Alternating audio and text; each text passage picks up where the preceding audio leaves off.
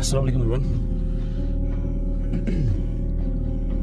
एक 1.5 घंटे का सेशन करेंगे because I been following your tests कुछ बच्चों के। तो इस क्लास में अच्छे खासे बच्चे हैं जिनका अक्रॉस ऑल टीचर्स उनका ये मानना है कि वी आर पोटेंशियल सिलेक्टीज फ्यूचर में, शायद 2 साल लगे 3 साल लगे बट क्वालिफाई कर लेंगे, mostly from girls. Then there are other students जिन्होंने अभी भी शुरू ही किया है, so might take let's say 4-5 years पर शायद पहुंच जाए। पर कुछ बच्चे हैं जिनको थोड़ा सा ट्विक किया जाए तो मे बी अगले साल या उसके अगले साल ही क्वालिफाई कर लेंगे। तो इतना तो है कि क्लास में कुछ बच्चे हैं जो पोटेंशियली ऑफिसर्स हैं। अब कोई गारंटी तो नहीं दे सकता इस एग्जाम में कि भाई हो जाएगा क्वालिफाई, इसका कोई गारंटी है नहीं, लेकिन वो बच्चे काम सही कर रहे हैं।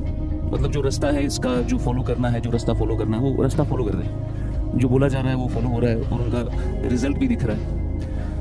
तो वही है जो the path you have to follow. Once you are on that path and you are following all those prerequisites आप फुलफिल कर रहे हो, देन समहाउ सूनर और later you will reach the end. और एंड सिलेक्शन नहीं है, and है अपना पोटेंशियल उस लेवल तक पहुंचाना जो सिलेक्टीज का पोटेंशियल होता है। तो मान लीजिए अगर कोई एक टॉपर देखेंगे आप, उसका जो कैलिबर है, उसका जो पोटेंशियल है, जो सिलेक्ट हो गया है, मेरा एंड गोल ये है कि मेरा कैलिबर और मेरा पोटेंशियल उसके बराबर होना चाहिए। सिलेक्ट हो जाऊंगा नहीं हो जाऊंगा वो अल्लाह के हाथ में है, लेकिन पोटेंशियल में कमी नहीं होनी चाहिए। इसीलिए आप देखेंगे जो बच्चे इंटरव्यू में ड्रॉप करते हैं और जो सिलेक्ट हो जाते हैं, उनके कैलिबर और पोटेंशियल में कुछ खास फर्क नहीं दिखेगा आपको। आप काफी सारे ऐसे सिलेक्टीज देखोगे जो आपको बोलेंगे हमसे बेहतर लोग थे लेकिन उनका क्वालिफाई नहीं हुआ। तो पोटेंशियल में कुछ फर्क नहीं होता। फिर मार्क्स में 10-20 मार्क्स का फर्क होता है। वो मान लीजिए इंटरव्यू में 10-20 मार्क्स थोड़ा कम आ गए, या कभी पता भी नहीं चलता है मेंस में कि भाई मार्क्स क्यों कम आ रहे हैं। आपने सब कुछ परफेक्ट किया होता है। मान लीजिए जीएस, ऐसे जैसे लास्ट टाइम कैंडिडेट था, उसने कहा कि मेरा सबसे अच्छा जीएस 3 हुआ है।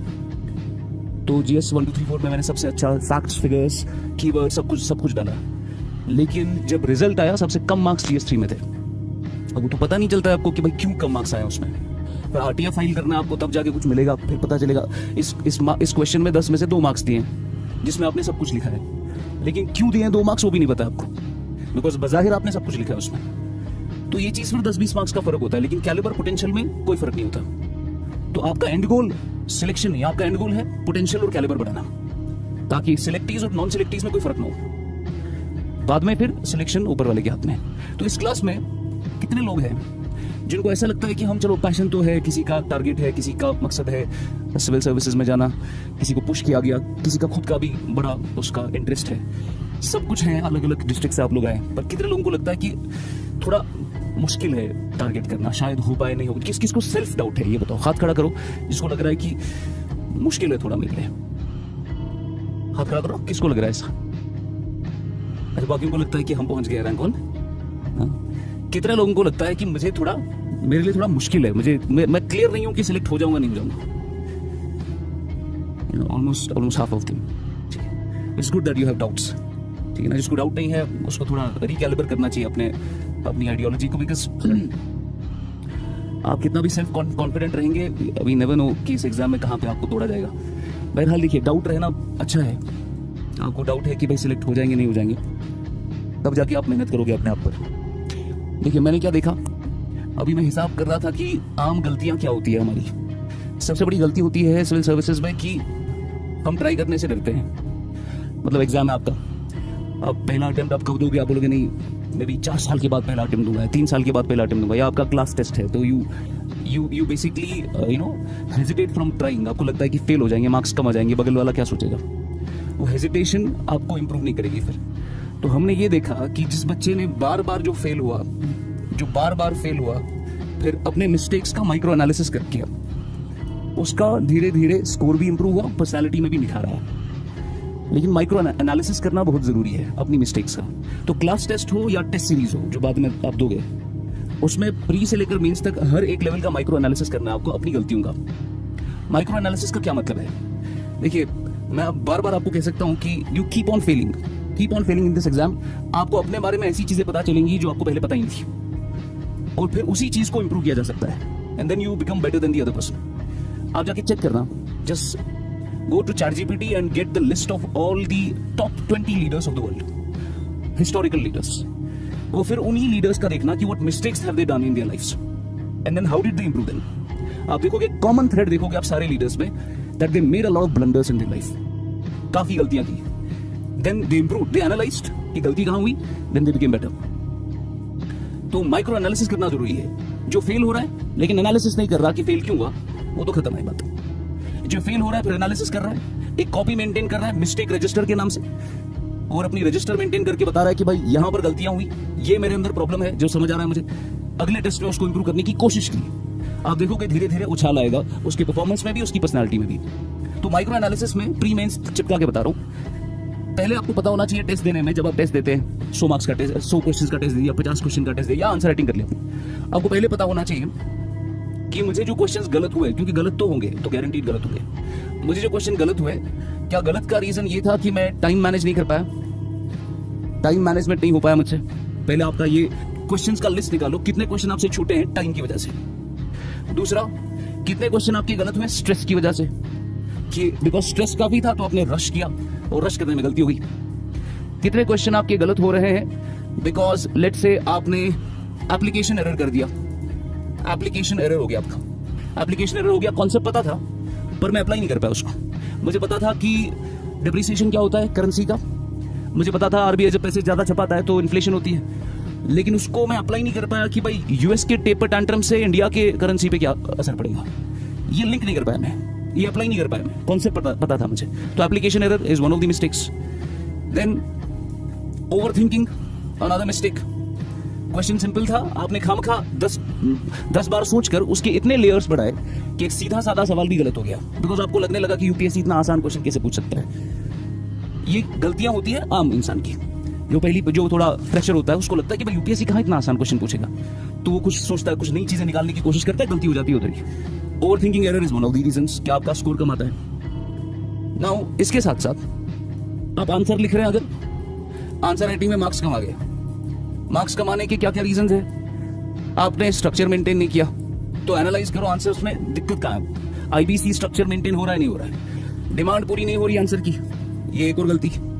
आप कीवर्ड्स का इस्तेमाल नहीं कर रहे, ये एक और गलती. डेटा एग्जाम्पल नहीं है, ये एक और गलती. कंक्लूजन आपका फॉरवर्ड लुकिंग नहीं है, एक और गलती. इंट्रोडक्शन आपके क्वेश्चन को हाईलाइट नहीं कर पाता, एक और गलती. एनालाइज करो, माइक्रो एनालिसिस करो, एग्जैक्टली मेंटेन करो कि गलतियां कहाँ हो रही है. लेट्स सपोज आपको पता चल गया मैं ओवर थिंकिंग नहीं करता, एप्लीकेशन भी अच्छा कर लेता हूं, तो मेरा प्रॉब्लम है टाइम मैनेजमेंट. तो जब आपको एनालाइज हो गया कि गलती कहां पर है, तो अगला काम टाइम मैनेजमेंट पे करना है. उसके बाद आप लिस्ट निकालोगे 100 क्वेश्चन का, 100 क्वेश्चन को टाइम स्लॉट में खत्म करने की कोशिश करोगे, बिकॉज आपका प्रॉब्लम एप्लीकेशन एरर नहीं है, आपका प्रॉब्लम टाइम मैनेजमेंट है. दूसरे का प्रॉब्लम स्ट्रेस है, तो उसको स्ट्रेस पे काम करना है. तो ये जब तक आप अपनी गलतियां नहीं समझोगे कि भाई कहां पे गड़बड़ हो रही है, तब तक इंप्रूवमेंट नहीं आएगा स्कोर में, आप डरते रहोगे. टेस्ट देने का और फेल होने का ये सबसे बड़ा फायदा है, आपको अपने बारे में चीजें पता चलती है. You should be the best and you should have the best analysis of your own self. Then only you realise कि where do you lie. Because ऐसा नहीं समझना ये सब कुछ होगा आपको, हर एक की पर्सनालिटी अलग है. कोई ओवर थिंकर होता है, उसकी ये गड़बड़ होती है, किसी का ये प्रॉब्लम होता है, वो टाइम पे खत्म नहीं कर पाता. ये अलग अलग लोगों का अलग अलग प्रॉब्लम है, और जिसका जो प्रॉब्लम उसका वैसा ही दवा. One size fit all approach नहीं चलेगा इसमें. तो दवाइयां अलग है, बीमारियां भी अलग है. Analyse this. Secondly, there are how many of you feel like कि भाई हमने शुरू तो कर लिया but we are not getting the grasp of the exam. हमें मतलब ये हाथ में नहीं आ रहा है. किसको लग रहा है कि हाथ में नहीं आ रहा अभी? ठीक है, देखो इसकी भी क्या क्या प्रॉब्लम्स है.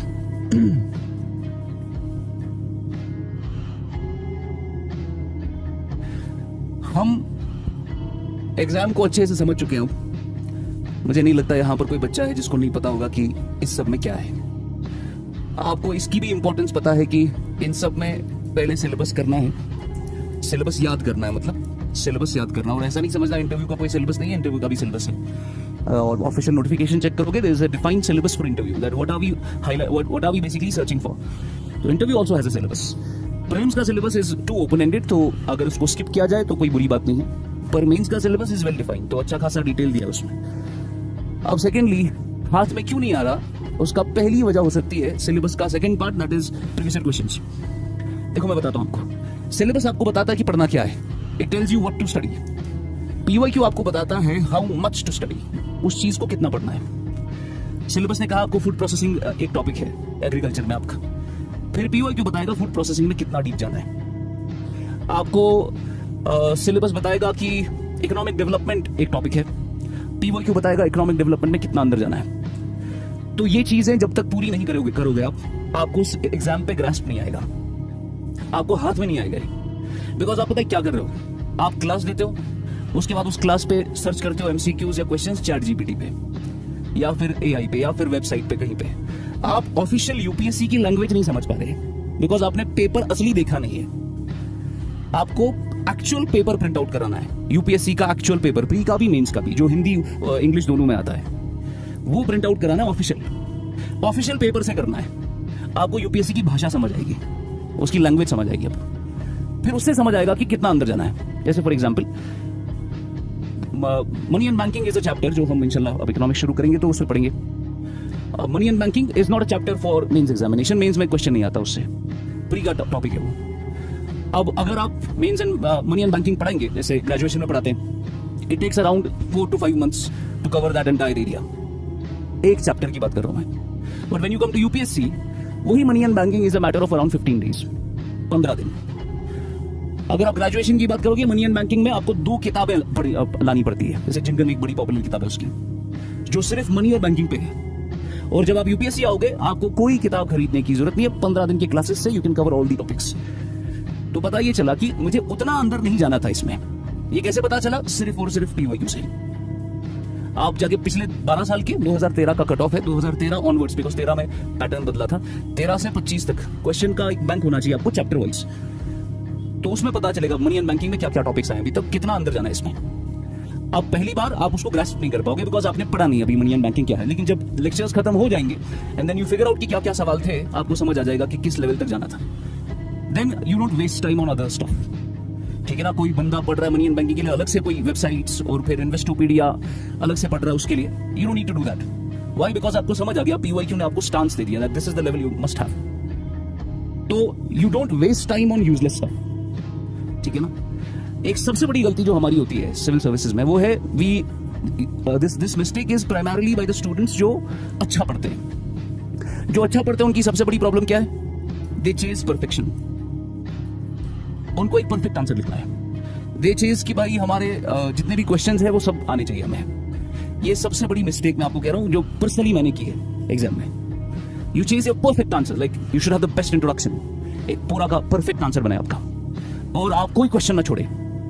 ये सबसे बड़ी गलती हो जाती है हमारी। बिकॉज आपको अगर प्री की बात करें,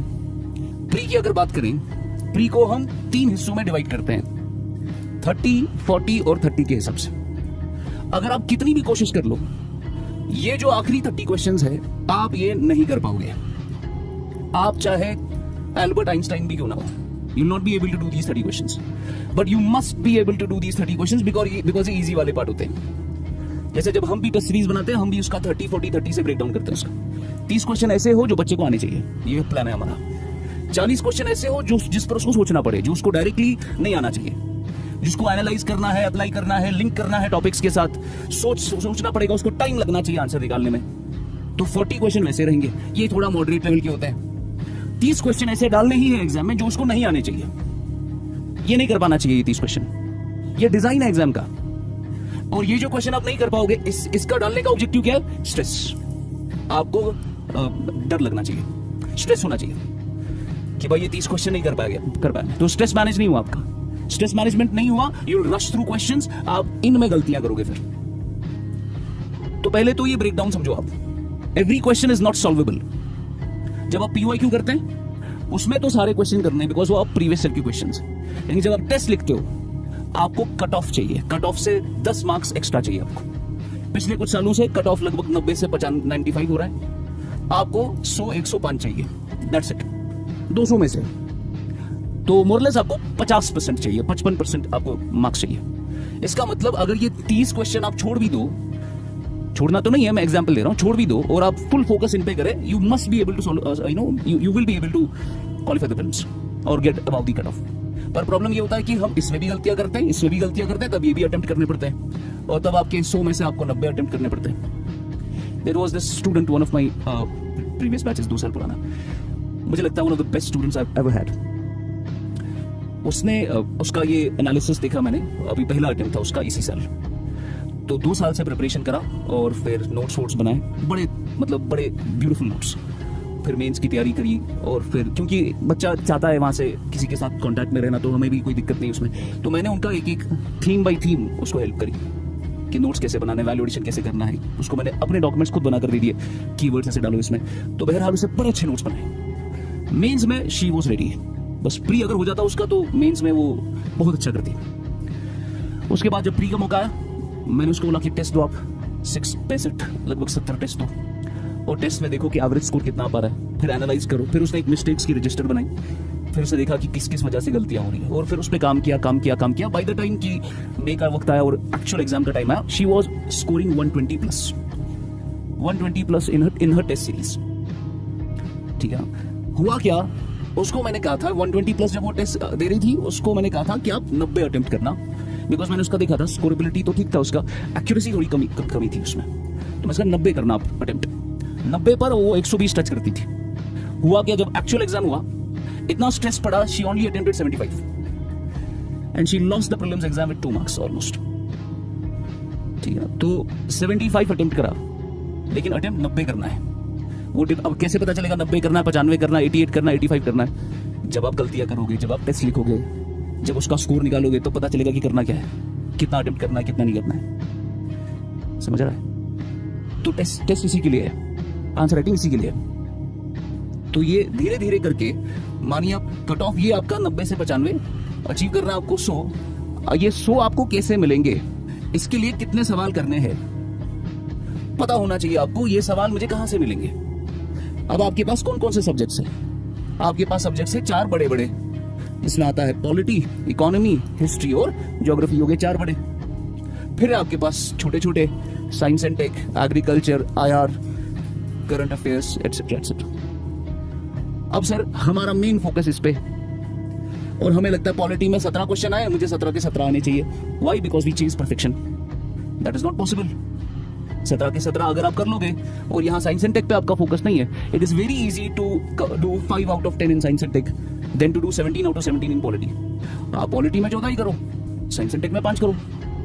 आप इकोनॉमी के 18 के 18 सवाल नहीं कर पाओगे, कोई नहीं कर सकता। आप इकोनॉमी में 18 में से 12 करो, बाकी करंट अफेयर IR से निकालो वो क्वेश्चंस। एग्रीकल्चर 4 क्वेश्चन देता है, वो बड़ा इजी होता है वो करना। आपको पता होना चाहिए ये 100 मार्क्स कहां से मिलेंगे मुझे, मैं कितने क्वेश्चन इसके करूंगा, कितने क्वेश्चन इसके करूंगा, एग्जैक्टली पता होना चाहिए। आपको पहले तो लिस्ट पता होना चाहिए किसमें से कितने आते हैं, और मेरा टारगेट क्या है। पॉलिटी के 17 आते हैं और एन एवरेज 14-15 हो जाएंगे। मुझे पता है कि इसमें 2-3 क्वेश्चन गारंटीड ऐसे हैं जो मुझे नहीं आएंगे, ये पता होना चाहिए। Be ready for that. तो I will not waste my time, मैं उसके पीछे भागूंगा, मेरे दूसरे इजी क्वेश्चन छूट जाएंगे, बिकॉज ब्रेकअप आपका 30-40-30 ही रहेगा हर एग्जाम में। तो यू फिगर आउट कि ये 30 कहां पर है, ये 30 इनमें फैले हुए होंगे। देन यू फिगर आउट ये 40 कहां पर है, then you also must know कि ये 30 कौन सा है जिसके बारे में मुझे कुछ आइडिया नहीं, उसको उधर ही छोड़ दो, वो लास्ट पे वापस आएंगे उस पे। टाइम मैनेज होना चाहिए। Same goes for your mains examination. जैसे मुझे बात एक बताओ, GS3 में क्या आता है, इकोनॉमिक्स वगैरह है ना। GS3 का जब पेपर आप देखते हो, पहला, दूसरा, तीसरा और चौथा क्वेश्चन कौन से सब्जेक्ट से होता है? 11वां, 12वां, 13वां और 14वां क्वेश्चन कौन से सब्जेक्ट से होता है? 50, then you have 5 and 6, 15 and 16। तो ये पता होना चाहिए। अब देखो, you are not ready for the exam. Why? Because आपको पेपर आपने देखा नहीं, एनालाइज नहीं किया है। यू एनालाइज द पेपर्स, आपको पता चलेगा पहला क्वेश्चन और दूसरा क्वेश्चन हमेशा कोर इकोनॉमी का होता है, और 11वां और 12वां क्वेश्चन हमेशा कोर इकोनॉमी का होता है। फिर तीसरा और चौथा क्वेश्चन एग्रीकल्चर का होता है, और 13th और 14th एग्रीकल्चर का होता है। 5th और 6th होता है साइंस एंड टेक का, 15th और 16th होता है साइंस एंड टेक का। अब आपको तैयारी करके और यू गेट द पेपर, आपको पता है पहला क्वेश्चन इकोनॉमिक्स का है, you are training your mind already, you don't have to get shocked. वही पता नहीं क्या गया। जो आज का क्वेश्चन, जो पहला ही क्वेश्चन था SDI ISDA पे क्वेश्चन आया था, 2010 का क्वेश्चन है वो असल में, जो इस साल आया था कि भाई बताओ अब ये जो 2010 में क्या था, इसमें क्या फर्क पड़ा। अब लोगों को शॉक नहीं लगता, वाई? बिकॉज उनको पता है पहला क्वेश्चन इकोनॉमिक्स है, दिमाग में है उनको पहले से, तो एनालाइज नहीं हो पा रहा है, ये प्रॉब्लम है। What the students are doing is they are taking an easy way out। मतलब क्लास लेना is an easy job। Class में बैठना, आप बैठे हो, या पैसिवली लर्निंग। एक्टिव कोई कंट्रीब्यूशन नहीं है आपका क्लास में। एक्टिव कंट्रीब्यूशन टीचर का होता है, आप बस बैठे हैं कुर्सी पे, passively receiving knowledge, not actively participating. This is the easiest part of this preparation. Taking classes, उसमें भी अगर 2.5 घंटा और 3 घंटा और 4 घंटा और 5 घंटा आपको बाहर ही पड़ता है, फिर आपको थोड़ा सोचना चाहिए कि भाई अगर मुझे पैसिव लर्निंग में 4 घंटा 5 घंटा भारी पड़ता है तो एक्टिव लर्निंग में क्या करूंगा मैं फिर। तो ये तो सबसे आसान काम है लेक्चर लेना। फिर असल काम है उसके बाद का। देखो कितने बच्चों को पता, अच्छा न्यूज़पेपर कौन पढ़ता है बताओ। देखो मुझे कोई क्रिटिसिज्म नहीं करना आपका, एक बच्चा पढ़ता है, और कौन पढ़ता है? अभी थोड़ा सा आपकी डर रहे हो, हाथ पूरा करता ऊपर करो, 1 2 3 4। न्यूज़पेपर किसके लिए पढ़ते हो आप? Why do you study? मैंने नहीं बोला क्या पढ़ते हो, करंट अफेयर्स के लिए। करंट अफेयर कहां लगता है?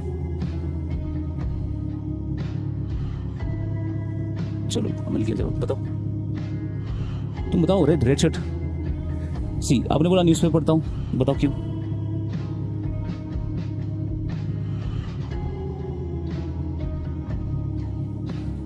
फिर वो कहां लगता है? आंसर्स में। Very good. न्यूज़पेपर्स कहां पे लगते हैं? आंसर्स में।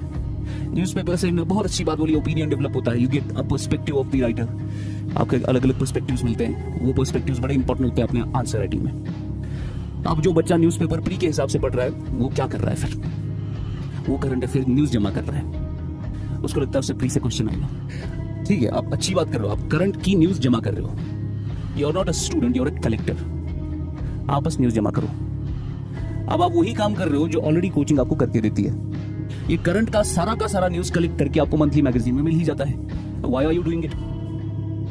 आप क्यों डुप्लीकेशन कर रहे हो? जो चीज मिल रहा है बना बनाया, वो भी एक अखबार का नहीं 3-4 अखबार का मिलाकर डालते हैं। आप क्यों फिर पढ़ रहे हैं खुद से? आप न्यूज़ जमा क्यों कर रहे हैं? उसके बाद कुछ हजरत नोट भी बनाते हैं उसका, छोटे छोटे नोट्स, ये प्री में काम आएंगे भाई। जब आप करंट अफेयर जब एनालिसिस करते हो, आप सवाल आता है 2023 का, 2022 के करंट का, आपने पढ़ा है करंट अफेयर 1 साल का। 1 साल का तो नहीं आता, 1 साल के तो 8 या 10 क्वेश्चन आएंगे, 90 क्वेश्चन तो है ही नहीं। आपको ब्रेकअप नहीं पता क्वेश्चन एग्जाम का। तो प्री के लिए द फर्स्ट थिंग इज आपके पास सबसे पहले सब्जेक्ट्स की बेसिक किताबें, बेसिक बुक्स, 1 बुक पर सब्जेक्ट खत्म होनी चाहिए। न्यूज़पेपर बाद की बात है। प्रीलिम्स के लिए मेरी जिम्मेदारी पे छोड़ दो। You don't need newspapers for prelims. आपको एक सब्जेक्ट की एक किताब लानी है, और अगर टीचर केपेबल है, वो बता रहा है कि मत लाओ किताब, तो मत लाओ किताब। क्योंकि अगर वो बता रहा है कि इस कंटेंट पे रहना, मेरे कंटेंट पे रहना, तो उसके कंटेंट पे रहो। अब वो टीचर टू टीचर डिपेंड करता है। जैसे ज्योग्राफी वाला, मुझे नहीं लगता है, इट विल बी इनजस्टिस अगर ज्योग्राफी वाला आपको बोलेगा कि just stick to my notes because you must study NCERT 11th class की। ठीक है ना? इकोनॉमी में there is no book, there are a lot of books but no one book covers everything. Vivek Singh है, मुरनाल है, वगैरह वगैरह, नितिन सिंघानिया है, वेरीड सोर्सेज है। तो I can vouch for that कि I've collected all the content from those sources and I'll give you a lot of content and stick to it. The content I will provide in the class will cover all your previous year questions as well as current affairs. Stick to my notes. Just one, basically book नहीं मुझे कहना चाहिए, source कहना चाहिए। One basic source, चाहे वो class का note हो या वो किताब हो। 2 चीजें नहीं करनी है प्लीज। अगर मैं कह रहा हूँ क्लास में मैंने एनसीईआरटी लेक्चर में डाली हुई है, डोंट स्टडी एनसीईआरटीज देन। अगर मैं कह रहा हूं मेरे लेक्चर से एनसीईआरटी कवर हो जाएगा, आपको एनसीईआरटी पढ़ने की जरूरत नहीं है। अगर मैं कह रहा हूं कि भाई ये किताब मैं कवर कर लूंगा, तो आपको वो किताब पढ़ने की जरूरत नहीं है। खामखा के लिए अपने रिसोर्सेज को मल्टीप्लाई मत करो। 1 रिसोर्स फॉर एवरीथिंग पर सब्जेक्ट। अब जो रिसोर्स आपने चुना वो सोच समझ के चुनना है, जब आपको ट्रस्ट होगा। अब कैसे चुनेंगे इस रिसोर्स सही है या नहीं? रिसोर्स अगर आपका प्रीवियस क्वेश्चंस को के साथ अलाइन करता है, then that is a good resource. The resource that you are studying should cover all your previous questions, that is a good source. समझ आया? That is the only yardstick तो basically choose a resource कि क्या इस किताब को, इस lecture को सुनने के बाद, इस नोट को पढ़ने के बाद मेरे सवाल निकलेंगे नहीं निकलेंगे पुराने। समझ रहा आपको? तो आपने वो रिसोर्स उठाना है एक। उसके बाद जितने मल्टीपल बार आप पढ़ेंगे दैट इज गुड। तो पहला चीज प्री के लिए सब्जेक्ट को खत्म करो from a basic resource, 1 resource पर सब्जेक्ट। अच्छा, ये आपका सारा का सारा स्टैटिक में आएगा। ये हो गया स्टैटिक पोर्शन। नंबर 2, जब ये रिसोर्स आप उठाओगे, उसके साथ साथ उसके सारे सवाल 13 से लेकर 25 तक ऑफिशियल पेपर से करने हैं, प्रिंट आउट निकल के ऑफिशियल पेपर से कराने। तो जब फिगर आउट की भाई कहां पर सवाल है पॉलिटी के, तो मैं पॉलिटी के क्वेश्चन अप करूंगा पढ़ने के बाद। ऑफ कोर्स अगर नहीं हो पा रहे देन रिसोर्स सही नहीं है, उसमें कुछ एडिशन करना पड़ेगा फिर। लेकिन सवाल सारे निकलने चाहिए। ये भी क्या, ये भी स्टैटिक, ये भी स्टैटिक, ये दोनों मिलकर is 80% of your prelims. Current में गया ही नहीं अभी, न्यूज़पेपर बात की बात, ये दोनों मिलकर is 80% of your syllabus prelims का। बचता है फिर तीसरा part, that is your current affairs, जिसके लिए monthly magazines are not like sufficient तो नहीं कह सकता, पर they are like a good resource, would not cover all the questions but would cover a decent question. आपका प्री होना चाहिए, because every question is not doable. तो एक monthly magazine from any institute, technically सबका same content होता है। अब किसी का एक महीना पहले न्यूज आ जाता है, किसी का दूसरे में आ जाता है, तो वो अलग चीज है। कोई एक भी उठाओ, दृष्टि का उठाओ, विजन का उठाओ, जो भी उठाना है, वन मैगजीन, मंथली मैगजीन, ये आपका प्री का पोर्शन कवर हो जाना चाहिए इससे, ठीक है। ये जब आप कर लोगे, देन कम्स योर नंबर 4 पे टेस्ट सीरीज।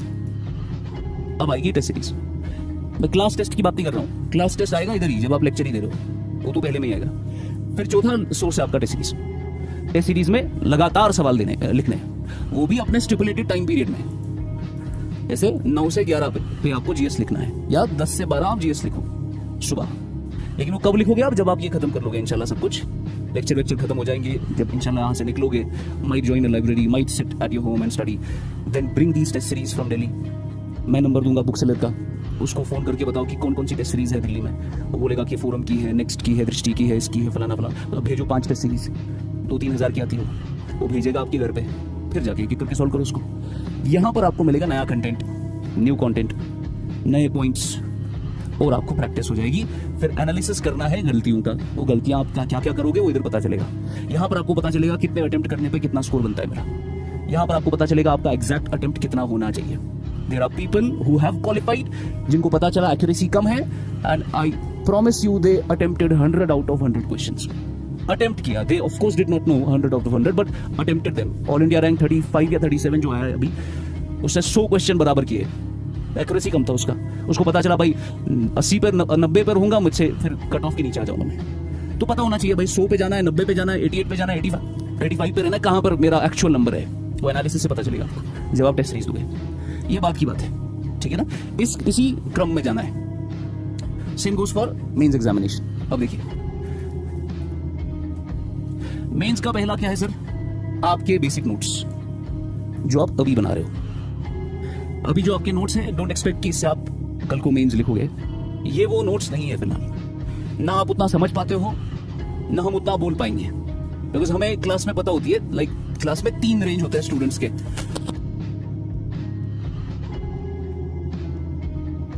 ये ऐसा वो थोड़े स्टूडेंट्स होते हैं जो यहाँ पर है, जिनको सब कुछ ग्रास्प होता है एंड दे वांट मोर, और बहुत थोड़े स्टूडेंट्स होते हैं जिनको कुछ ग्रास्प नहीं होता and they want nothing, उनको छुट्टी चाहिए।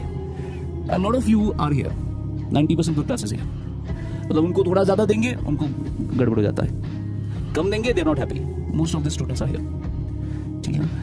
आप लोगों को सोचना है कि जब मैं अपने नोट्स बना रहा हूँ वो मेरा क्या क्या कवर करे, सब के सब। जब मैं अभी अपने नोट्स बना रहा हूँ, मेरे प्रीवियस ईयर क्वेश्चंस और सिलेबस की एक लाइन, ध्यान से सुनिए, सिलेबस की एक लाइन कवर हो जाए मेरे बेसिक नोट्स से जो मैं अभी बना रहा हूँ इस वक्त क्लास में। एक लाइन जो सिलेबस की है, आपका उस लाइन के हिसाब से नोट होना चाहिए। जब ये बेसिक नोट्स आपके तैयार हो जाएंगे, प्रीवियस ईयर क्वेश्चन इन्हीं नोट्स में डालने, इन्हीं नोट्स में डालने। लेक्चर सुन रहे हो, घर पे जाओ, आज लेट्स सपोज आपका टॉपिक था, क्या पढ़ा आज पॉलिटी में, क्या जुडिशरी पढ़ रहे हैं, तो जुडिशरी लेट्स से 5 क्लासेस में खत्म हो जाएगा।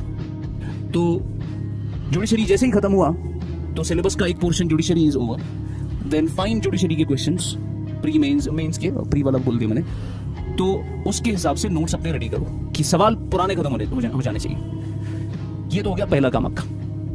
सेकंड काम आता है आपका एआई का, ठीक है। अभी भी जो एआई इस्तेमाल नहीं करता उसका नोट थोड़ा उतना रिफाइन नहीं होगा। एआई का मॉडल जो भी है, ग्रोक वगैरह, क्लाउड जिसको इस्तेमाल करना है, परप्लेक्सिटी वगैरह, एआई प्लस आपके ये जो आते हैं डॉक्यूमेंटरीज और podcasts. I highly recommend this stuff. Let me give an example. You might have studied और you will study later the air defence system of India या फिर the missile system of India. अब you know that stuff, क्या आपको पता है कि Patna missiles है, पृथ्वी आकाश त्रिशूल नाग अग्नि, उसके बाद हमने विष्णु बनाया, फिर ये बनाया, फिर वो बनाया, ये सब पता है। फिर डिफेंस में आपको पता है हम स्पाइडर इस्तेमाल करते हैं, S-400 इस्तेमाल करते हैं, बर्क इस्तेमाल करते हैं, अभी नसाम हम खरीदने वाले हैं US से वगैरह वगैरह, एयर डिफेंस भी पता है आपको थोड़ा बहुत। अब ये सब चीज़ें जो पता है ये बुकिश नॉलेज है आपकी। रियल लाइफ में कैसे इस्तेमाल होता है you don't know that. You will only understand that when you listen to podcasts and documentaries. तो डिफेंस कोई एक्सपर्ट आ गया, करण थापर के साथ उसका इंटरव्यू चल रहा है, वो देखो आपको समझ आएगा कि जो मैंने पढ़ा था वो किस अप्रोच से देख रहा है ये बंदा उसको। पॉडकास्ट सुनो, ठीक है ना, आपको समझ आएगा कि भाई डिफेंस में मामला क्या है, कौन कौन सी चीजें, नई नई चीजें हैं। आपको गारंटीड ऐसा पर्सपेक्टिव मिलेगा आपको जो आप अपने नोट्स में डाल सकते हो 100%, ठीक है ना। जैसे पॉडकास्ट कुछ लेक्स फ्रेडमैन के आते हैं, बड़ा जबरदस्त बंदा है। जो रोगन का तो है ही, सारे उसके अच्छे नहीं होते बट कुछ कुछ अच्छे होते हैं जो रोगन का। इंडिया की भी कुछ पॉडकास्ट है, रणवीर अलाहाबादिया, नहीं उसको नहीं सुनना, ठीक है। जो भी अब इंडिया का मुझे कुछ खास पता नहीं बट अब देख लेना। बहरहाल do this and then do one more thing. Let's suppose there is a complex topics, there would be complex topics. AI तो इस्तेमाल कर ही रहे हैं आप, उसको बताओ कि भाई सिंप्लीफाई करके दे दो, इसको थोड़ा निमोनिक दे दो। सर ने 5 पॉइंट्स बताए, इसका 5 पॉइंट का एक वर्ड में बताओ कि कैसे याद रखेंगे इसको। तो उससे थोड़ा ये जो नोट्स बनाए उसमें निखार आएगा थोड़ा, और आपको रियल लाइफ एप्लीकेबिलिटी पता चलेगी इसकी। द वायर सुनो आप, द वायर सुना करो। संसद पे आती है काफी सारी चीजें। डॉक्यूमेंट्रीज देखो, ठीक है, ऑप्शनल में डॉक्यूमेंट्रीज आर इमेंसली इंपॉर्टेंट, जैसे एंथ्रोपोलॉजी वाले ट्राइबल डॉक्यूमेंट्रीज बहुत सारी आती है, तो वो देखो आप। पॉलिटिकल साइंटिस्ट में काफी सारे पॉलिटिकल साइंटिस्ट है जो यहाँ एक्सपेरिमेंट पे जाते हैं, वो अपना आपको थॉट बताते हैं। बहरहाल ये सेकंड पार्ट है आपका, मेंस के हिसाब से बता रहा हूँ। तीसरा जो पार्ट है which is extremely important, which I know that you will not be able to do it right now, but ये तो एक्सट्रीम इंपॉर्टेंस का है, that is value addition. Value addition ये वो चीज है जो अभी नहीं हो पाएगा, ठीक है ना। वैल्यू एडिशन मतलब क्या, देखिए सर, इस एग्जाम में कट ऑफ कुछ होता नहीं है। इट्स नॉट लाइक कि भाई आपको 950 मार्क्स लाने देन दैट्स योर ऑब्जेक्टिव, आपको लाने 95 मार्क्स दैट्स योर ऑब्जेक्टिव। नहीं, 95 मार्क्स लास्ट ईयर के लिए था, इस साल के लिए लेट्स सपोज 86 था, अगले साल पता नहीं क्या होगा। कट ऑफ कुछ होता नहीं है, होता ये है कि you have to be better than the other person. Cut off is basically the marks of the last person who gets entry into the mains examination, that's your cut off. मतलब objective ये है कि बगल वाले से बेहतर होना है। अब बगल वाले से बेहतर कैसे होंगे, वही सेम लेक्चर ले रहा है, सेम चीजें देख रहा है, तो बेहतर कैसे होंगे, बेहतर होंगे वैल्यू एडिशन से। ये हर एक नहीं कर पाता। आप ये दो लेकर एग्जाम में जाते हो, ये तो लोग भी नहीं करते, ये लेकर एग्जाम में जाते हो और you will not be able to get very good marks using this. इसके बाद आता है एक और लेयर इसका, ये लेकिन फुल ऑन आपका फोकस इसका होना चाहिए after let's say the moment you have to sit for the exam. Let's say अगर आपको 27 में एग्जाम देना है तो 26 से ये काम करना शुरू करना है। ये सब हो चुका आपका। अब वैल्यू एडिशन, वैल्यू एडिशन कहां से करेंगे सर, टॉपर्स के नोट्स से या उनकी कॉपीज से। विजन आईएएस की वेबसाइट पे जाइए, फोरम की वेबसाइट पे जाइए, वहां टॉपर्स की कॉपीज मिलेंगी आपको। वो भी पॉलिटी पढ़ रहे हैं, आपने भी पॉलिटी पढ़ा, उनका एक्सटेंसिव रिसर्च होता है। You will definitely get something new from there. Use that in your answers, use that in your notes, add that to your notes. Toppers के नोट्स, मार्केट से जाओ, वो जो बुक सेलर है उसको बताओ कि टॉपर के नोट्स कुछ अवेलेबल है, बोलेगा हाँ पालक मिश्रा के नोट्स से, बोला कि भेजो। उसमें देखो कि क्या क्या नई चीजें आ रही है इसमें। उसने खुद से रिसर्च करके, क्या वो ना किताब में है, ना लेक्चर में है, ना कहीं जगह पे है, ना PYQ में है, वो नया स्टफ है, उसे आंसर्स में हल्का फुल्का निखार आता है। वसीम के नोट्स देखो, जो रैंक 7 है, एंथ्रोपोलॉजी के नोट्स, बड़ा एक्सटेंसिव रिसर्च किया बंदे ने। लाइक कहा जाता है कि एंथ्रोपोलॉजी का उससे बेस्ट अभी तक का पेपर नहीं लिखा है किसी ने, तो उसके नोट्स लेकर आओ अगर मार्केट में मिलेंगे कहीं तो। टॉपर के नोट ले आओ। Secondly model answers, model answers, ये कौन से मॉडल आंसर्स है जो टेस्ट सीरीज में मिलेंगे आपको। इसमें नया कंटेंट मिलेगा, नई अप्रोचेस मिलेंगे जो आप अपने नोट्स में ऐड कर सकते हो। उसके बाद गवर्नमेंट डॉक्यूमेंट्स, ये हर कोई नहीं पढ़ता। हम क्या करते हैं, everybody would tell you economic survey पढ़ना चाहिए, everybody would tell you budget पढ़ना चाहिए, मगर बच्चे क्या पढ़ते हैं, इकोनॉमिक सर्वे भी पढ़ते हैं, बजट भी पढ़ते हैं, मगर वो पढ़ते हैं हाइलाइट्स। हाइलाइट्स कैसे पढ़ेंगे, लेट्स सपोज विजन का या दृष्टि का एक डॉक्यूमेंट आ गया, इकोनॉमिक सर्वे के हाइलाइट्स, वो होता है लेट्स से 10 पेजेस का डॉक्यूमेंट, आप उसके हाइलाइट्स पढ़ते हो 10 पेजेस में। लेकिन उसमें 10, economic survey is a big volume, बहुत बड़ी किताब है वो। अब उसको आप 10 पेजेस में डाल रहे हैं, बट नेचुरल आपको काफी सारी चीजें छोड़नी पड़ेंगी उसमें, तो वो छोड़ देते हैं, काफी सारी ओमिट करते हैं। You get to the original government document, original economic survey. Highlight ही पढ़ो आप, मैं नहीं कह रहा हूँ इकोनॉमिक सर्वे जाके पूरा पढ़ लो, वो जरूरत नहीं है, वो ऑप्शनल वालों को पढ़ना होता है। मगर 100% आपको कोई ग्राफ मिलेगा उधर, कोई पाई चार्ट मिलेगा वहां पे। वो ग्राफ, वो पाई चार्ट, वो है वैल्यू एडिशन जो नोट में जाना चाहिए। आपने फिस्कल डेफिसिट पढ़ा, आपने देखा ग्रोथ का ट्रैजेक्टरी हमारा क्या है, मैं क्लास में बताऊंगा सब कुछ। लेकिन अगले साल इकोनॉमिक सर्वे आया, उसने एक पाई चार्ट बना के दिया, वो पाई चार्ट उठाओ नोट में डालो। वो गवर्नमेंट डॉक्यूमेंट से ही मिलेगा, ऑफिशियल गवर्नमेंट का डॉक्यूमेंट, समझा। उसके बाद टॉपर्स के notes, model answers, government documents and keywords. Keywords मतलब क्या, जो भी सब्जेक्ट आप पढ़ रहे हैं, जैसे अभी आपका पॉलिटी चल रहा है, जुडिशरी। नाउ आप क्या करिए, go to Grok, chat GPT, Claude वगैरह जो भी है, उसको बताओ कि मैं यूपीएससी एस्पिरेंट हूं, अभी इस साल मेंस लिखने वाला हूं, मुझे आप जुडिशरी के 20 इंपॉर्टेंट कीवर्ड्स बताओ जो मेंशन करूंगा मैं अपने आंसर में, जो होने चाहिए मेंशन। तो वो आपको कुछ 20, 25, 30 कीवर्ड्स का लिस्ट देगा, साथ में मतलब भी देगा कि किस कीवर्ड का क्या मतलब है। दोज आर द कीवर्ड्स जिससे आपका इतना बड़ा सेंटेंस इतना छोटा हो जाता है। बिकॉज अदरवाइज अगर वो कीवर्ड आपको नहीं पता होगा, आपको लिखने पड़ेंगे 10 वर्ड। कीवर्ड से आप वो 10 वर्ड कंसाइसली 2 वर्ड में खत्म कर सकते हो, समझ आपको। जैसे हमें लिखना पड़ता है, आपको बताया गया ड्रॉबैक बताओ एआई का क्या क्या है, आपने बताया कि कभी एआई हमें गलत रिजल्ट भी देता है, sometimes it gives us wrong data and wrong examples, देता ही नहीं देता है। And there is a keyword for that, AI hallucination, खत्म। जो चीज आपने 10 वर्ड में लिखी, हैल्यूसिनेशन, एक वर्ड डाल दिया आपने, मामला खत्म। हर एक थीम पर आपके पास कीवर्ड बने होने चाहिए। लेकिन ये तीसरा लेवल है। उसके बाद डेटा और एग्जांपल्स, लेटेस्ट कुछ एग्जांपल्स आपको टॉपर के नोट से भी मिलेंगे, डेटा नया निकालना है। उस वक्त जब एग्जाम देने जाओगे तब ये करना। उस वक्त अगर हो सके तो चैट जीपीटी का या ग्रॉक का कोई पेड वर्जन ले लेना 1-2 महीने के लिए, वो लेटेस्ट डेटा देगा, डेटा से निखार आता है अपने आंसर में। मेंस में ये काम करना, but this is the third step. ऐसा नहीं समझना कि भाई डायरेक्टली आप यहां जाओगे, ये है असल चीज जो मेंस में काम आएगी, समझा। और इसको इनकॉर्पोरेट कैसे करना है, सिलेबस का हर एक जो थीम आपने निकाला है, सब्जेक्ट वाइज थीम्स पता है, जो पीवाईक्यू से आपको थीम्स मिलती है भाई। लेट्स से पॉलिटी में सब्जेक्ट में चैप्टर पता है हमें, लक्ष्मीकांत के हिसाब से नहीं पढ़ना हमें कि लक्ष्मीकांत ने किस तरीके से अपनी किताब लिखी है, उस हिसाब से नहीं पढ़ना होता। आपको अपने हिसाब से पढ़ना है कि मैंने प्रीवियस ईयर क्वेश्चन का एनालिसिस करके मुझे पता चला कि पॉलिटी में 25 थीम्स इंपॉर्टेंट है, 25 टॉपिक्स, और हर थीम पर मेरे पास नोट्स होने चाहिए। और नोट्स भी होने चाहिए 1 पेजर नोट्स, 1 पेजर होने चाहिए, जिसमें आप ये सब डालोगे फिर। और जब आप ऐसे नोट्स बनाओगे ना, जैसे ये बेसिक नोट आप बना रहे हो तो छोड़ो, मैं इसकी बात कर रहा हूं, जब ये अल्टीमेट नोट्स आप बनाओगे, ये आंसर फॉर्मेट में ही होने चाहिए, आंसर फॉर्मेट में होने चाहिए। जैसे इंट्रो लिखा है, इंट्रो में you must have, let's say ये 3-4 चीजें इंट्रो में डालूंगा मैं, पता होना चाहिए पहले। फिर आता है आपका बॉडी में let's say measures, issues, challenges, significance, scope, ठीक है। ये सारे अलग अलग डायमेंशंस निकाले आपने। मेजर्स में ये 4 पॉइंट, इश्यूज में ये 3 पॉइंट, चैलेंजेस में ये 5 पॉइंट आपने आंसर फॉर्मेट में लिखा। फिर नीचे कंक्लूजन, जो भी कंक्लूजन में फॉरवर्ड लुकिंग कंक्लूजन मिलेगा आपको, ये आपको आंसर फॉर्मेट में ही अपना नोट बनाना है। बाद में यही नोट बार बार रिवाइज करके आप अपना आंसर लिख पाओगे, जल्दी अपना पेपर खत्म कर पाओगे। अभी जो नोट्स लिख रहे हो ये वो वाले नोट्स नहीं है, ठीक है ना, और ना ही आप अभी बना पाओगे, ना ही ट्राई करना, this is not the time you do it. ये तो तीसरा लेयर होता है इसमें, समझ आ रहा है। तो a lot of anxiety that the students have is that they are chasing this, because उनको पता नहीं कि भाई this is not the step to do right now. आप जब स्टेयरकेस चढ़ते हो, जब आप सीढ़ी चढ़ते हो, आप अपने आखिरी स्टेप को नहीं देखते, तब आप अपने सामने वाले स्टेप को देखते हो। पहला स्टेप जो है आपका, अभी स्टेयरकेस चढ़ना है, पहले ये खत्म करना है, फिर यहां पहुंचेंगे। और यहां तक आते आते बहुत लोगों का पंचर हो जाता है, समझा। और जो इधर पहुंचा उसकी फिर उसमें आप समझ लेना, जिसने ये काम किया उसके और सिलेक्टिव कैंडिडेट में कोई पोटेंशियल का फर्क नहीं होता, they are the same people. अब ऊपर वाले का ये तकदीर है, तो मैं नहीं कह रहा हूं जो सिलेक्ट हो गया उसकी तकदीर में कुछ अच्छा ही था, हो सकता है जो ना हुआ उसका उसके लिए ज्यादा बेहतर था। बस this is not like the final objective of your life. इसके लिए अल्लाह ताला ने बनाया नहीं आपको, हो सकता है कि कोई और काम करना हो जिंदगी में। तो ऐसा नहीं है कि भाई तकदीर में मतलब फिर जिसको नहीं हुआ तो वो पकड़ के रखेगा अपना सर कि अल्लाह ताला ने तकदीर में लिखा नहीं था। बहुत सारी चीजें हम खुद मांगते हैं। जैसे फॉर एग्जाम्पल आप लोगों ने मांगा होगा कि ऊपर वाला मेरे गुनाहों को माफ करके मुझे अपने करीब करना आखिरत में, ऐसा दुआ किया होगा आपने। अब भाई उसका कुर्बत मांग रहे हो और यहाँ से ये सब करोगे, वो थोड़ी देगा, उसने बंद कर दिया दरवाजा तुम्हारा।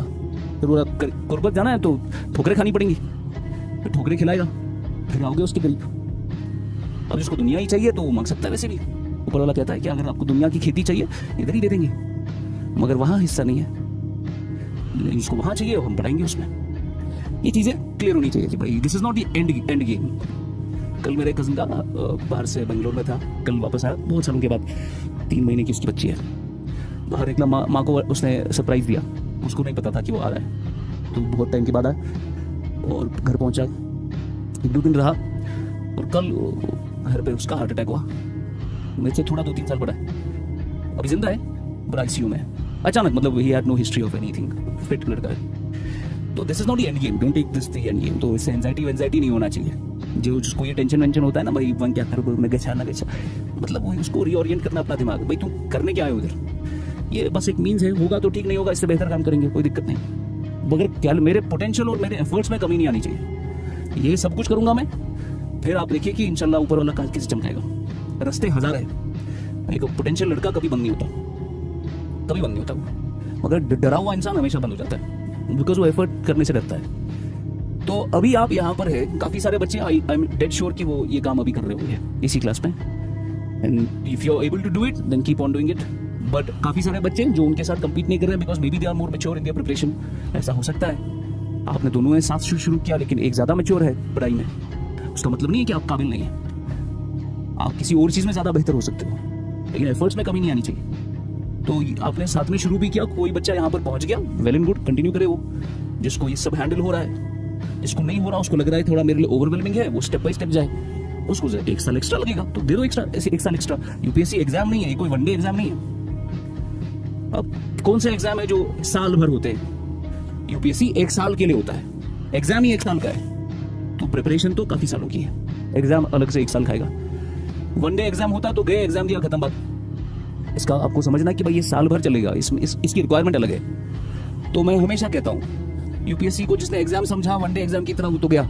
यूपीएससी एक ट्रेनिंग प्रोसेस है, ये ट्रेनिंग प्रोसीजर है। आपको मानिए आप प्रीलिम्स हो गया आपका, वनडे क्रिकेट मैच, मेंस होगा आपका टेस्ट सीरीज, इंटरव्यू होगा आपका T20। तो तीनों लेवल पे आपको एक वर्सेटाइल प्लेयर चाहिए। कौन है versatile player? Rohit Sharma. Versatile player चाहिए जो तीनों फॉर्मेट्स में खेल सके। कुछ लोग बहुत अच्छे होते, मैंने जिंदगी में कोई प्री ऐसा नहीं दिया जो क्वालिफाई नहीं किया। तो I was like very good in that. मैं पहला ही एग्जाम दिया, वो भी मतलब I was with in few months of preparation, पता नहीं कैसे हो गया। आपको मुझे पता नहीं था इसमें करना क्या है, because I was 21 years old. तब ग्रेजुएशन से जस्ट निकल के अचानक से हो गए, खुद ही हो गए, पता ही नहीं चला। अब समझ नहीं आ रहा कि क्या करें, ऑप्शनल तैयार नहीं है। ऊपर से मैंने ऑप्शनल भी इकोनॉमिक्स लिया, उसमें अलग से 8 महीने लगते। और फिर I was not that versatile कि भाई मेंस में अच्छा कर पाऊं, because it was too quick for me. You need a versatile player जो भाई हर लेवल पे खेल सके, ठीक है ना। तो इसका मतलब रिक्वायरमेंट अलग अलग है इसकी। एक स्थिर इंसान जो जिसकी पर्सनालिटी में बदलाव नहीं आता, वो ये वर्सेटिलिटी नहीं दिखा सकता। एंड क्यूरियस नेचर होना चाहिए इसमें। You come here, say I am very grateful for to God and to all of you that आपने यहाँ पे बहुत दूर से यहाँ आए। You chose us for some reason. Maybe कुछ अच्छी चीज़ें यहाँ पे होती है, कुछ बुरी चीज़ें होती है, मिक्स है हर जगह। मैं कुछ आधा ठीक हूँ, आधा गलत हूँ, मगर बस somehow you came here। पर अब आ ही गए, then make it as your family. Everybody जो यहाँ पर है एक फैमिली की तरह रहो, और बी वेरी क्यूरियस। जैसे आप यहाँ पे आ गए, लेट्स से एसी देख रहे हो आप, एसी चलता है, देन फिगर आउट कि भाई कैसे चलता है ये लाइट्स वाइट्स वगैरह क्या है, क्यों रखा है, ये क्यों रखा है, ये क्यों रखा है, ये क्यूरियस नहीं। आप देखोगे जैसे जितना सवाल पूछोगे आप, आपको एक टाइम जब आप प्री दोगे अपना। मैंने जब भी प्रीलिम्स एग्जाम दिया, मुझे समझ आया जिंदगी में मैंने जो भी पढ़ा था ना, कभी भी किसी से बात की थी, वो सब उस दिन इस्तेमाल होता है। एज इफ कि आपको फ्लैशबैक आता है, जैसे मौत के वक्त तो फ्लैशबैक आता है ना सब कुछ, वैसा फ्लैशबैक आता है पूरा एक साथ। मुझे याद है कतर का क्वेश्चन आया था, मेरा दोस्त कतर में था तब, उससे मैंने फोन पे बात की तो बोल रहा था यार यहाँ पे ऐसे ऐसे चल रहा है, वो ये सब चल रहा है। मैं सुन रहा था ऐसे, वो कतर के बारे में बोल रहा था। अगले साल एग्जाम दिया, कतर का क्वेश्चन आया, वो मैंने कहीं पे पढ़ा नहीं था, पर दोस्त से बात करी थी तो वो मुझे क्लिक हुआ। तो क्यूरियस नेचर होना चाहिए, have to have an open heart, you receive all the knowledge. एक आम बात करने से भी प्रीलिम्स में फायदा होता है, मेंस में तो नहीं, प्री में अच्छा फायदा होता है। तो क्यूरियस नेचर हो, प्रिपरेशन बहुत अच्छा ट्रेन करेगा।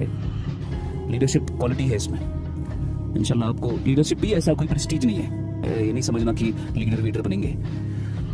जैसे बड़े कहते हैं कि अपने आप को जबरदस्ती आगे नहीं बढ़ाना चाहिए, मतलब भाई मेरी बात चलाओ, मेरी बात सुनो, मेरी बात मानो। तो तुम हो कौन, तुम्हारी बात मानेंगे। मगर अब ये कि ऊपर वाला जिसको आगे बढ़ाए उसको कोई रोक नहीं सकता। जैसे हम जो बड़े कहते हैं, मुझे बड़ा शौक था ये पब्लिक स्पीकिंग का पहले। तो जब हमारी मस्जिद में वो आए लोग जो घर से निकालते हैं, उन्होंने बोला कि इरादा करिए आप आएंगे। मैं कहा अब इरादे में कौन सा चीज़, मैं करिए इरादा, लिखिए नाम। नाम वाम लिखा हो, बहरहाल वो 5 लोग घर आए, बोला चलो। अब मैं ना नहीं बोल पाया, तो बहरहाल में चला गया, मैं अब बैठा हूँ उनके साथ। अब मुझे लेकिन ये अंदर से था, क्योंकि मैंने थोड़ा कुछ चीज़ पढ़ा था और मैं बोलना चाह रहा था कि भाई मुझे पता ही। और जब कुछ मशवरा होता तो बोला कि अब कौन बात करेगा, लोगों को कुछ सिखाना है चीज़, कौन बात करेगा। मैंने कहा मैं बात करूँगा। मैंने कितने टाइम बाद, तो मुझे वहाँ कोई लड़का था, उससे बोला यार अपने आप को क्यों तुम आगे गुजार रहे हो, वो ऊपर वाले को तुम्हें चढ़ाना है चढ़ाएगा, अपने आप को धक्का मत दो जबरदस्ती। इससे आना आती है, वो किब्र होता है, तो वो सब नहीं आना चाहिए। Be very humble, keep on learning, have an open heart, receive whatever you have. जबान बंद, अभी बोलने का आपका टाइम नहीं है। फिर एक वक्त आएगा जब आप फट के बाहर निकलोगे, तब तक आपकी चीज़ें बदल रही होंगी अंदर से। Lot of people, I swear to God, Kashmir में ऐसे तबाही के लोग हैं, बहुत इंटेलेक्चुअल, पर वो कहीं पर आपको नहीं दिखेंगे, सोशल मीडिया वगैरह कुछ नहीं। They don't want to come there. बहुत रिसर्च किया, बहुत चीज़ें पता है। If you tell them that what is the solution for Kashmir, how do we get out of this mess, ऐसे बताएंगे आपको, पर वो पब्लिक डोमेन में नहीं आते। Public domain has been like, उसमें क्या होता है कि फिर आपको पता है, मैं पब्लिकली आ गया, मैं अब मेरा कोई वीडियो चल रहा है, उसमें मैंने लेट्स सपोज कोई ऐसी अच्छी बात बोल दी। अब मुझे नहीं पता कि वो अच्छी बात मैंने क्यों बोली। वो मैंने इसलिए बोली कि लोगों को लगे कि अच्छी बात बोल रहा है, या इसलिए बोली क्योंकि जस्ट बिकॉज मैं चाहता था कि उनको ये बात पता चले। पता नहीं, अंदर से मुझे खुद नहीं पता है कि मैं क्यों बोलता हूँ ये। अब वो ऊपर ही पता चलेगा, वो जो बताएगा कि तुम क्यों बोल रहे थे उसको ज़्यादा पता है। इसमें फिर ये चीज़ प्रॉब्लम आती है। तो ज़बरदस्ती अपने आप को धक्का नहीं देना कहीं। जिस अगर आप क्लास में चुपचाप बैठे, बस ओपन हार्ट से लेते रहे चीज़ें। एक टाइम फिर ऐसा आएगा, फिर ऊपर वाला जिसको उठाए उसको उठाए, और वो फिर अपना असल जाहिर दिखाएगा, फिर अंदर जो भी कमाया था अभी तक। ठीक है, तो इसको प्रेस्टीज ना समझे। Leadership is not a Prestige, leadership is a responsibility जो लेनी पड़ती है। जैसे प्रेस्टीज में आप आमतौर पर देखोगे, जब भी आप सिलेक्ट होते हैं, सपोज कोई DSP में, KPS में सिलेक्ट हुए, उधमपुर में ट्रेनिंग होता है उनका, तो उनको वो जब आप जाएंगे, अगर कभी मौका मिला, KPS सिलेक्ट हो गए, उधमपुर में ट्रेनिंग है, उनको बोलेंगे कि भाई यहाँ पर ऐसा फैसिलिटी नहीं है। वो पता है क्या बोलेंगे आपको, आप IPS थोड़ी है, आपको इतना फैसिलिटी देंगे। KPS क्या है, औकात में रहो। तो ऐसा होता है। फिर आपको दर्द होगा कि भाई IPS क्या होता है। फिर IPS करोगे, बोला भाई मिनिस्टर थोड़ी हो, वो मिनिस्टर क्या हुआ, प्राइम मिनिस्टर थोड़ी हो, तुम्हारे ऊपर हमेशा कोई ना कोई है। तो खामखा में वो अंदर से नहीं आना चाहिए कुछ, भाई आप बन गया हुआ 3 लोगों के पीछे से। आप देखो, कोई IAS ऑफिसर आता है, 20 लोग पीछे से होते हैं, करो इसको बंद, निकालो इसको बाहर, और ये बंद करो, वो बंद करो। खुद वो हाथ नहीं लगाता किसी को। एक ने रेस्टोरेंट्स बंद किए और खुद नहीं, बस करवाता है ऐसे, उसके पीछे 4 लोग होते हैं इसका बैग उठाने वाले। ये सब नहीं होना चाहिए। अपना बैग खुद उठाओ, अपना दरवाजा खुद खोलो, अपनी गाड़ी खुद खोलो, अपनी गाड़ी खुद चलाओ, तब जाके आपको चीज़ें दिखेगा बदलते हुए। कश्मीर में चीज़ें बदल रही है, because I can guarantee this, some of you would be there tomorrow in the government. तो उस वक्त इन चीज़ों का ख्याल रखना है, नियत दुरुस्त हो। Why are you doing this? तो ये है सब। इसमें इंटरव्यू की बात अभी करना बेकार है, बिकॉज अगर आप ये अच्छे से कर लोगे, आप खुद ही देखोगे इंटरव्यू ऑटोमेटिकली प्रिपेयर हो जाएगा आपका। Interview is all about personality. बदलाव आता है इस प्रोसेस से। Follow the process, you will see a change. और जो जैसे मैं हर बार कहता हूँ, that civil services is there only one route, एक ही रास्ता, दिस इज द रास्ता, फॉलो द रास्ता, you will reach there, there is no other way. कोई दूसरा रास्ता नहीं है, ये एक ही रास्ता है, ये रास्ता है, कोई दूसरा रास्ता नहीं। और बताओ, पूछो सवाल। इस क्लास में कौन रहा है अपने कॉलेज टाइम या स्कूल में टॉपर? कौन रहा है जो फेल हुआ है अच्छे से? अच्छा, मेजॉरिटी सिलेक्शन किनका होता है? टॉपर्स का, या जो गांव विलेजेस वगैरह से आते हैं, विलेजेस वालों का? तो एकेडमिक कैलिबर आपका पास्ट में क्या था, कोई फर्क नहीं पड़ता उससे। एक ही चीज है कि भाई कितना टिकोगे आप इसमें, बिकॉज फर्स्ट अटेम्प्ट में क्वालिफाई करना इज एन एक्सेप्शन। हो सकता है, you should try that. 2-3 attempt is a normal. 3 attempt में हो जाना चाहिए। बहुत रेयर केस में आपको 5-6 लगते हैं, 3 में हो जाना चाहिए। इसीलिए रखे भी है 3 अटेम्प्ट या 4 अटेम्प्ट या 5 अटेम्प्ट या 6 अटेम्प्ट। क्यों रखे? बिकॉज उनको भी पता है भाई इसे सीखने में टाइम लगता है। वो पहला अटेम्प्ट आपका जिंदगी का बेस्ट अटेम्प्ट होना चाहिए। एक बार आप कर लेते हैं ना, फिर आपको खास फिर पढ़ने, ये कर लो आप एक बार ये करके देखो, फिर देखो आप अगली बार जब मेंस दोगे, उन्हीं नोट्स से मेंस दोगे आप, वही नोट्स, उसी से प्री क्वालिफाई हो जाएगा। सिर्फ ट्वीक करना पड़ता है ऊपर से। अब देखो, जैसे यू हैव दिस टीचर है जो अभी भी रेस में, हमने तो अब छोड़ दिया, दाऊद सर है। The guy has been sitting for mains from last 5 years। 5 mains लिखे और 4 इंटरव्यू दिए उसने। उन्हीं नोट्स से वही पढ़ते पढ़ते बार बार मेंस क्वालिफाई करता है, बार बार इंटरव्यू पे पहुंचता है। वही चीज एक बार पढ़ना है, बस एक बार करना है। बार बार आप पहुंचोगे वही काम करके। ऐसे फिर बार बार ये चीजें बनानी नहीं पड़ती। एक बार अच्छे से बन गया, दैट्स इट, उसी से क्वालिफाई होगा। फिर आप इसमें फिर स्मार्ट वर्क भी करते हो। जैसे आप जब धीरे धीरे बड़े मैच्योर होते हो प्रिपरेशन में, आपको पता चलता है भाई इतना सारा जो मैंने लिखा मुझे याद नहीं रह रहा इतना। फिर आप क्या करते हो, आप ट्रिक्स कुछ ढूंढते हो कि जैसे फॉर एग्जांपल ये मैंने ऐसा इंट्रोडक्शन बनाया है, या ये मैंने ऐसी टेक्निक बनाई है जिसमें मैंने ये निमोनिक याद रखा, 7 इसमें डायमेंशंस कवर हो जाएंगे मेरे। और ये डायमेंशन अगर वुमेन पे क्वेश्चन है वुमेन पे चिपकाऊंगा, अगर एल्डरली पॉपुलेशन पे क्वेश्चन है वहां पे चिपकाऊंगा। ये एक ही डायमेंशन मुझे 4 जगह पे लग जाएगा। तो उस तरीके से उनके नोट्स होते हैं, बड़ा कम कंसाइज नोट्स, पूरा इकोनॉमिक्स 25-30 पेजेस में, पूरा इकोनॉमिक्स। और उसमें भी सिर्फ निमोनिक्स रखे होते हैं कि भाई वहां पर याद क्या है। अभी आपके नोट्स बड़े एक्सटेंसिव होते हैं ना, काफी 2-2, 3-3 कॉपियां लिखते हो आप। ये मेंस वाले नोट्स नहीं है। तो बार बार रिफाइन करने के बाद फिर जब इतना छोटा बन जाता है, फिर जाके वो इस्तेमाल होता है। और वो एक बार बनाना है, उसी से सब बार बार क्वालिफाई होगा।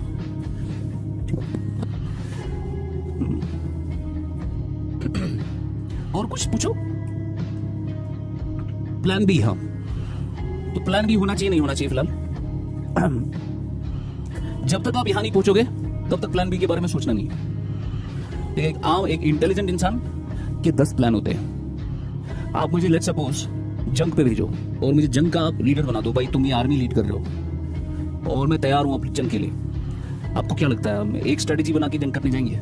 पता है ये करेंगे, अगर हारेंगे वहां से जाएंगे, वहां से हारेंगे यहाँ से जाएंगे, ये करेंगे वहां से। तो 10-10 स्ट्रेटेजीज होती है।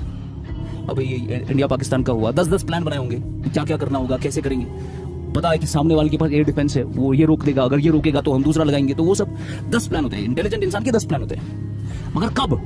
जब आर्मी तैयार है, अब स्ट्रेटेजाइज करना है जीतना कैसे है, पर प्रिपरेशन रेडी है। जब तक आपने अभी किया ही नहीं है, अब यहीं पर आप बोल रहे हैं एसएसबी देंगे हम, खत्म हो गई उधर ही बात।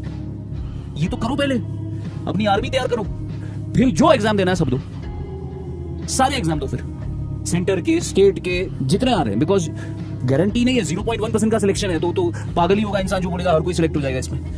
फिर जितने आ रहे हैं सब दो, जितने पोस्ट निकल रहे हैं सबके लिए बैठो। वाई? बिकॉज आपका आर्मी रेडी हो गया, वही इस्तेमाल होगा किसी न किसी तरीके में किसी भी एग्जाम में। तो जो यूपीएससी में नहीं सेटल होता वो केस में हो जाता है, केस में नहीं होता डायरेक्टर, असिस्टेंट डायरेक्टर में हो जाता है, असिस्टेंट रजिस्ट्रार में हो जाता है। अलग अलग एग्जाम्स है आपका। ये देखो आप इसकी एग्जाम्पल मनान, हाँ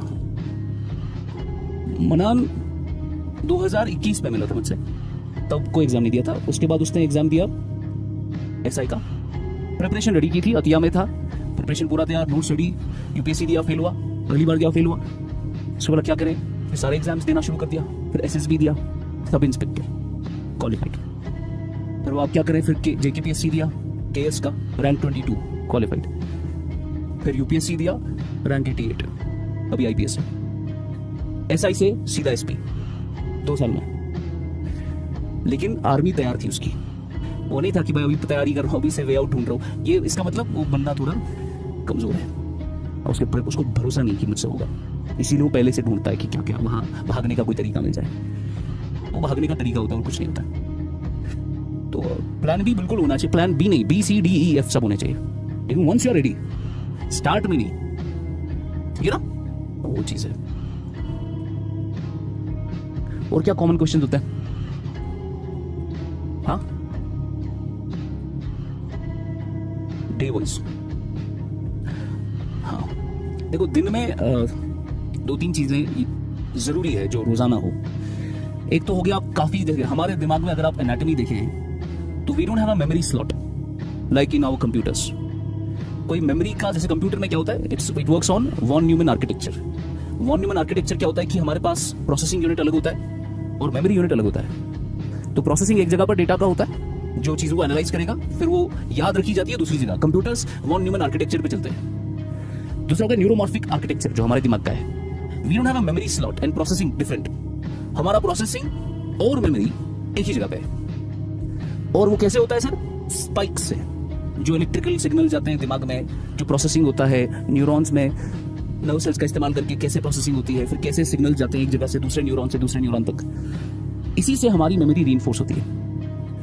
दैट इज व्हाई इंसानों को रिवीजन करने की जरूरत पड़ती है। अगर हमारा भी कंप्यूटर की तरह मेमोरी स्लॉट लगा होता, कहीं यहाँ पर मेरा मेमोरी स्लॉट लगा है, जैसे कुछ लोगों को लगता है कि यहाँ पर उनका मेमोरी स्लॉट है, जब वो एग्जाम देने जाते हैं फिर वो ऐसे करते रहते हैं, उनको लगता है कुछ होगा उनको। तो मेमोरी स्लॉट तो है नहीं कुछ। कंप्यूटर को क्यों नहीं रिवीजन करना पड़ता है? तो उसका स्लॉट एक, हमारे पास वो है नहीं, हमें रिवीजन करना पड़ता है ताकि कनेक्शंस रीइंफोर्स हो। कुछ कनेक्शन इतने डीप हो जाते हैं दिमाग में कि वो कभी नहीं भूलता आपको, जिसके साथ आपका इमोशनल कनेक्ट होता है। अब जिंदगी में क्या क्या इमोशंस है अभी बताऊंगा कि बताओ भाई जिंदगी में क्या क्या हादसे हुए डिटेल में बता। तो एक एक हादसे में 2-2 दिन लगा दोगे तुम। वो कैसे याद रहता है? बिकॉज सर उसका बड़ा डीप कनेक्शन है कल्ब के साथ, दिल के साथ, दिमाग के साथ। इसे जो हम रूह समझते हैं, पहले तो किसी को रूह के बारे में पता नहीं है, मगर जो हमें चीजें पता है उसका एक रूडिमेंट्री फॉर्म है। कुछ पूरा नहीं बता पाऊंगा बट थोड़ा सा बता देता हूँ। हमारे सेंटर ऑफ कॉन्शियसनेस 2 जगह पर है। I don't have a scientific argument for that but this is just what I believe. मैंने तो बड़ों से सुना है। हमारे सेंटर ऑफ कॉन्शियसनेस 2 जगह पर है। एक तो somehow there is something in the brain, we are not very well aware of that stuff कि भाई कॉन्शियसनेस कैसे आता है दिमाग में। ब्रेन है जो एक ऑर्गन है, हमें पता है कैसे काम करता है, उससे कॉन्शियसनेस कैसे आती है और थॉट्स कैसे आते हैं वी डोंट नो दैट, मगर पता है कि भाई स्ट्रक्चर क्या है उसका। Same goes for AI. People feel like कि हमें पूरा एआई के बारे में पता है, दैट्स नॉट ट्रू। हमें एआई का आर्किटेक्चर पता है कि फंक्शंस कैसे बनाने हैं, न्यूरल नेटवर्क कैसे बनाना है वो पता है हमें। न्यूरल नेटवर्क से वो सोचता कैसे है वो हमें नहीं पता है। एआई के बारे में वी डोंट नो दैट। ये मैं नहीं कह रहा हूँ, ये जेफरी हिंटन कह रहा है, नोबेल प्राइज विनर जिसने फिजिक्स में नोबेल प्राइज जीता। He is known as the godfather of deep learning, जिसकी वजह से ये एआई चैट जीपीटी वगैरह सब कुछ आया।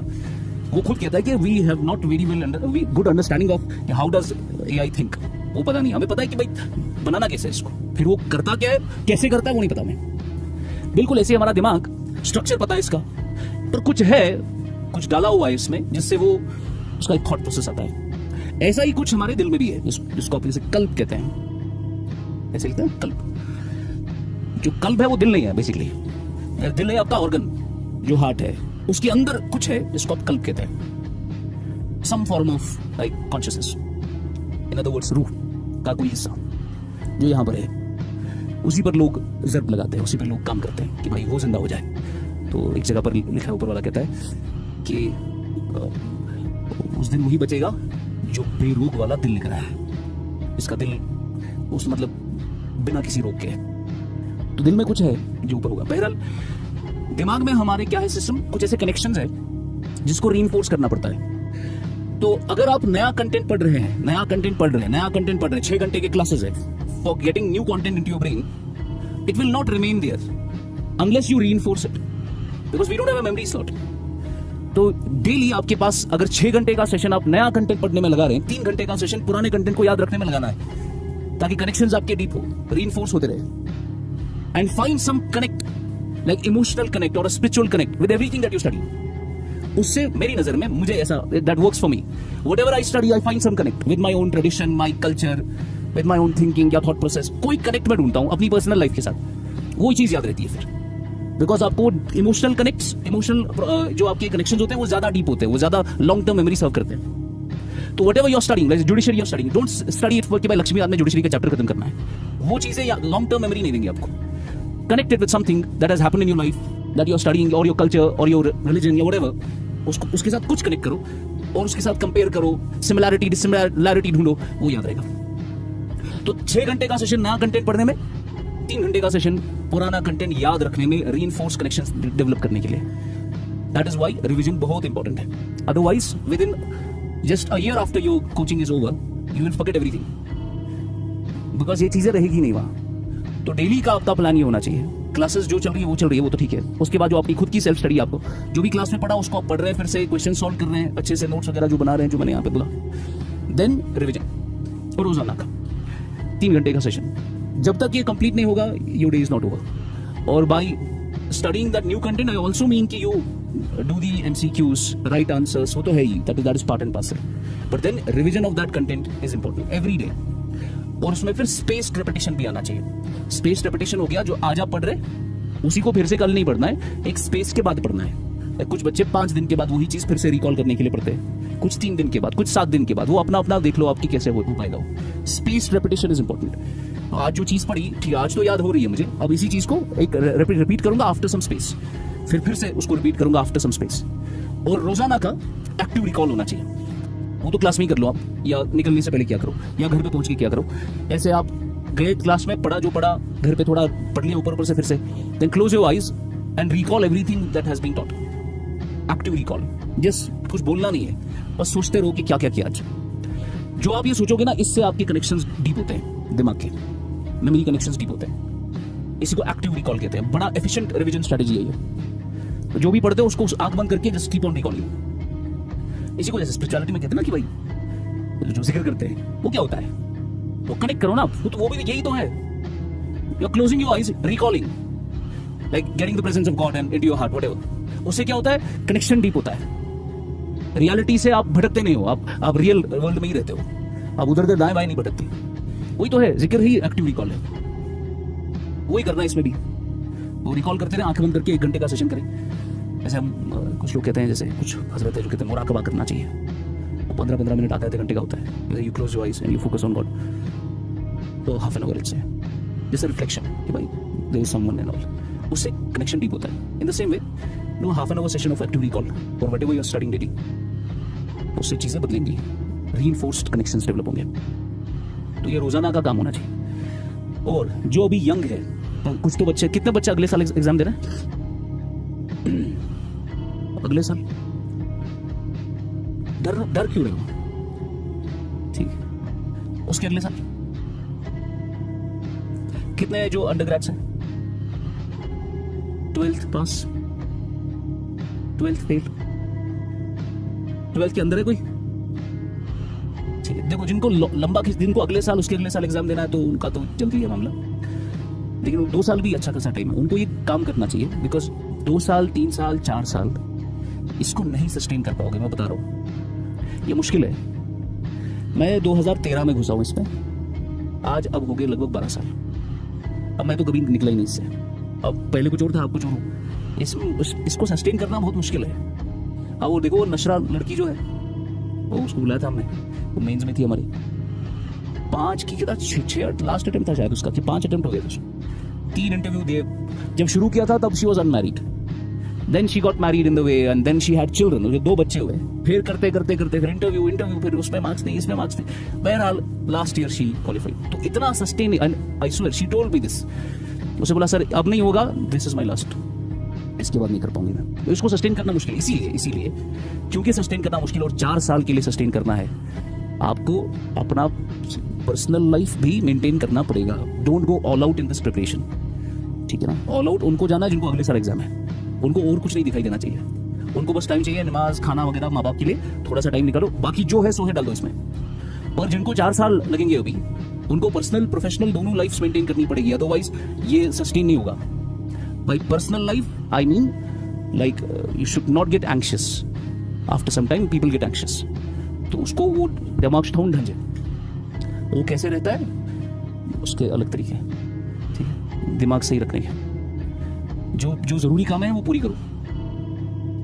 घर पे जैसे माँ बाप को छोड़ नहीं सकते आप, या माँ बाप को आप तकलीफ नहीं दे सकते, या जो भी जिससे उनको तकलीफ होता है, अगर वो करके आप पढ़ रहे हो तो खत्म चीज। पढ़ाई ठीक है, पर वो भी सस्टेन करो, रिश्तेदारी सस्टेन करो, नेबरहुड सस्टेन करो, दोस्तियां सस्टेन करो। ऑल आउट मत जाओ इसमें। जिनको 3-4 साल लगेंगे अभी, उनको वो बैलेंस मेंटेन करना है, तब जाके वो 5 साल 4 साल खिंच पाएंगे इसको। Otherwise it becomes very difficult. या जो उनको स्पोर्ट्स से थोड़ा ठीक लगता है, स्पोर्ट्स करे, जॉगिंग करे, या जो भी जिससे ठीक लगता है, उससे आप ज्यादा लंबा चलोगे।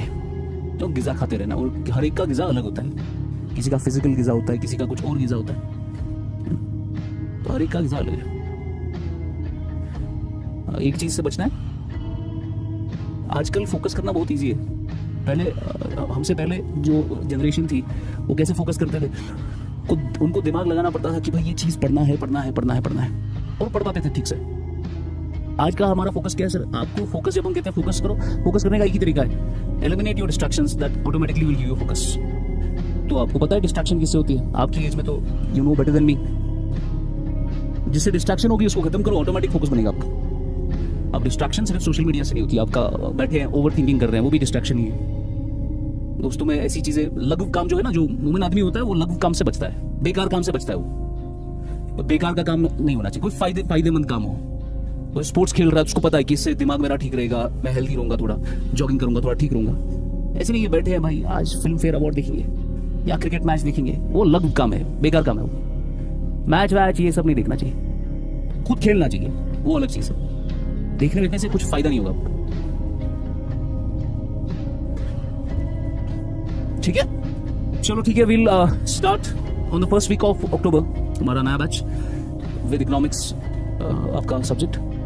और उसमें इंशाल्लाह will add after some days एक और सब्जेक्ट भी ऐड होगा, ठीक है ना। तो टाइमिंग अच्छी खासी बढ़ेगी अब। तो I have a simple request कि आपका जो बैगेज है पीछे का, उसको इस एक हफ्ते में 10 दिन में खत्म करना।